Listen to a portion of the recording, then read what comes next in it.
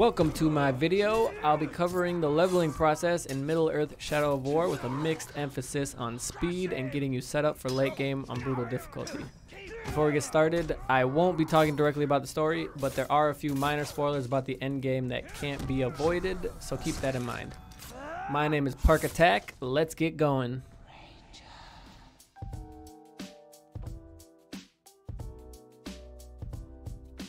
Don't be afraid to push quest lines. Shadow of War does a great job of not penalizing you for any type of progression. Because of this, you can push any quest line as much as you'd like without having to worry about missing any content.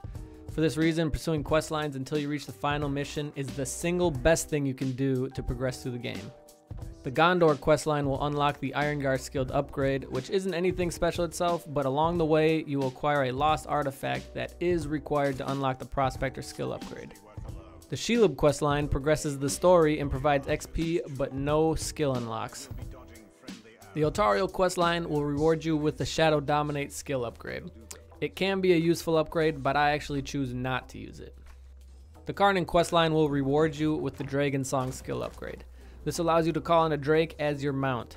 Only useful in certain combat situations, but extremely useful as your main source of transportation for the rest of the game. This skill upgrade is actually unlocked on the second to last mission rather than the final mission of the questline, in which you will receive a legendary ring from the Mystic set for finally defeating Zog the Eternal. For this reason, it's best to wait until at least level 65 to complete it. The Bruise questline rewards you with the Worse Than Death skill upgrade. This upgrade will only make things harder for you while leveling, and at best only has limited use at max level. After completing all the necessary quest lines, you'll reach the final main questline mission, the Bright Lord. If you're not level 60 yet, you'll want to run fortress defenses and sieges to reach level 60 before starting this mission. This is because upon completion, you receive legendary gear which will drop at your current level, and once again, legendary gear that is already above level 60 will only require Mirian to upgrade, saving you lots of time later.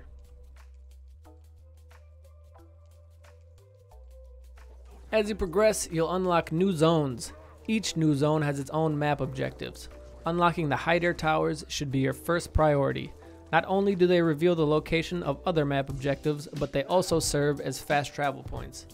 After unlocking the towers, you can hop on a Caragor and start making your way around the map, picking up all the lost artifacts, Shelob memories, Ithilden, and clearing the outposts. You can also visit the Ithilden door location and enter the Wraith world to unlock it as another fast travel point.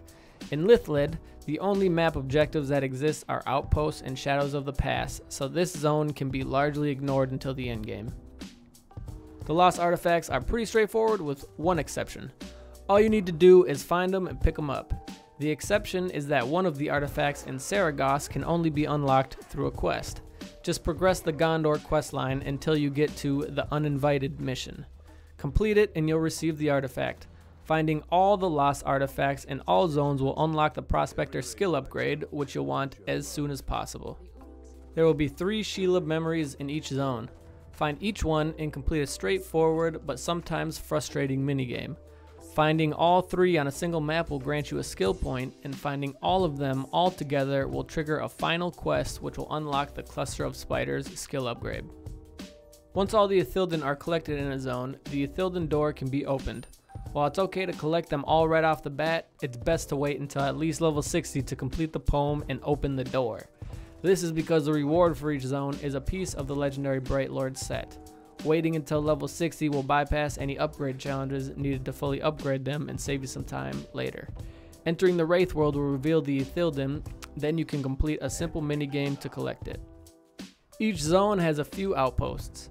These are the areas that show up red on your map, and will basically just spawn endless mobs if you're detected inside. They can be permanently cleared by killing the captain that's in charge. These captains show up on the army screen with an icon above their head that kinda looks like a crown.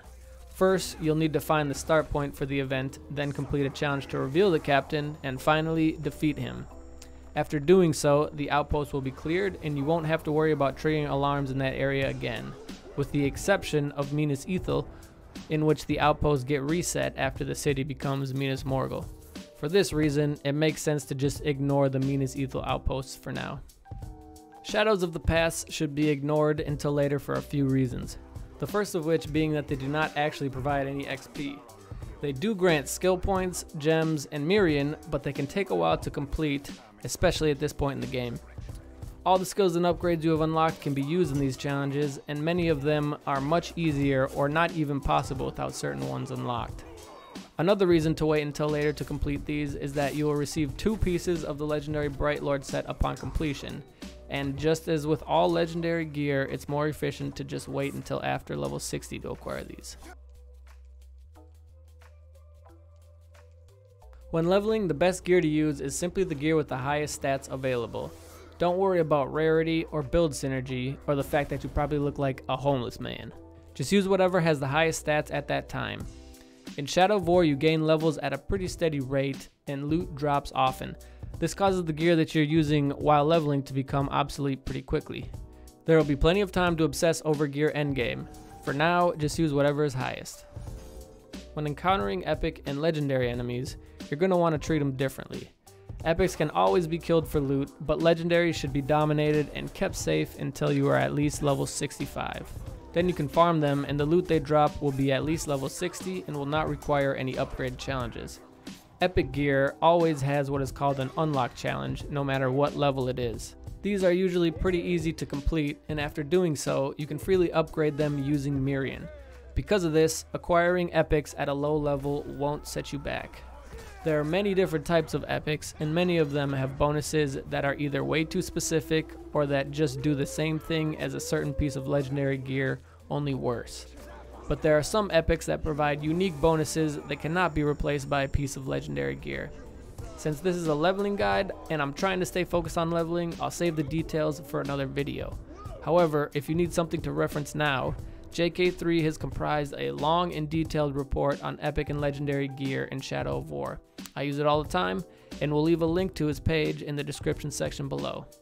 As far as gems go, while leveling, the only gems that really matter are white gems. Make sure to have the highest level possible white gems in your armor and cloak slots at all times. These will provide a ton of bonus XP and help you get to max level as fast as possible. The other gem slots can be filled with whatever you want. I tend to do all reds in my weapons and green in my ring. Remember to equip the Prospector skill upgrade as soon as possible to receive higher level gem drops. Perfect gems are used for rerolling stats endgame, so the sooner you start getting higher drops, the better.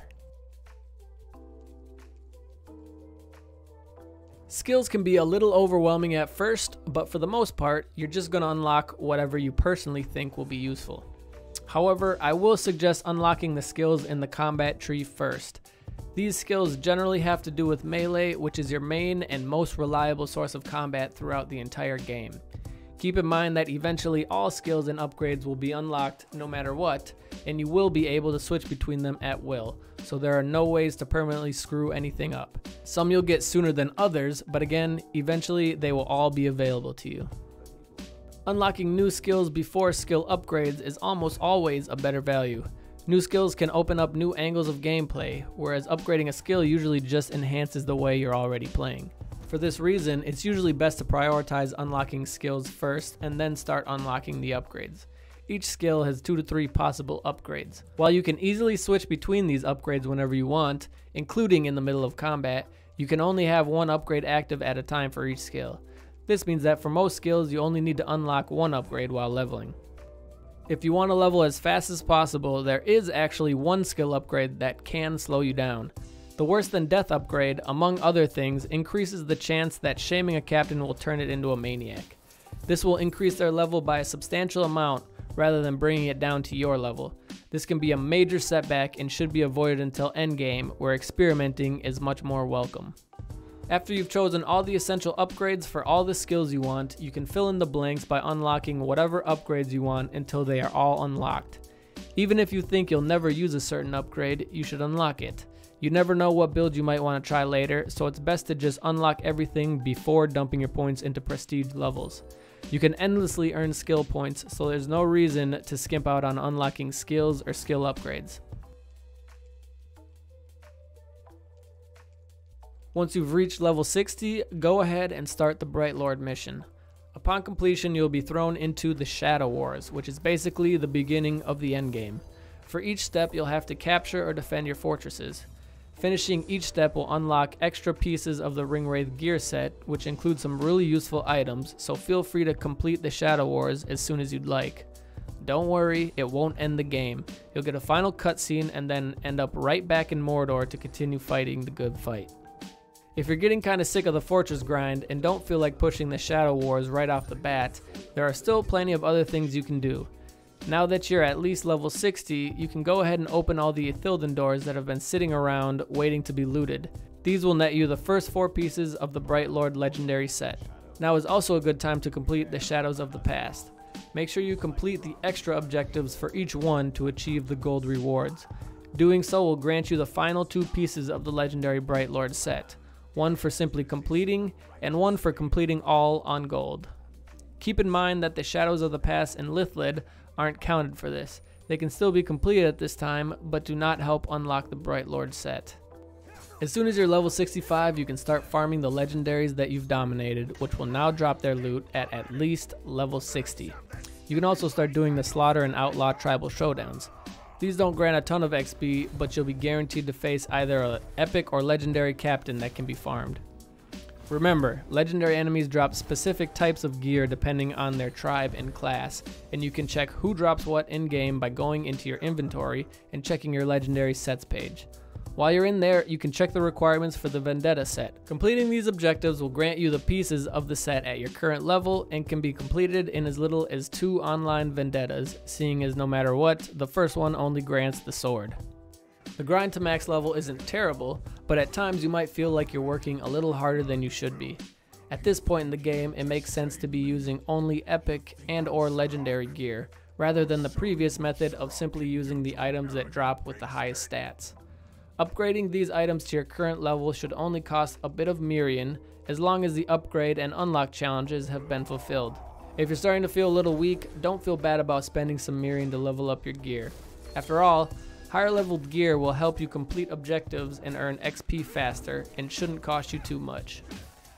After you finish the Shadow Wars steps and all the other activities you've been waiting to complete, there's a good chance you still won't be level 80 yet. The best thing you can do for experience at this point is fortress defenses and sieges. Each completion will almost guarantee a full level of XP, and it exposes you to a ton of new captains that you might want to loot or dominate. Don't feel discouraged if you lose a fortress. Reclaiming it might be a longer process than defeating it, but it'll grant you about the same amount of XP for the time put in, and eventually you'll get yourself to max level. And that's it. Thank you for watching my video. Like and subscribe if you'd like. Check me out on Twitch at twitch.tv/parkattack and let me know what you think. Peace.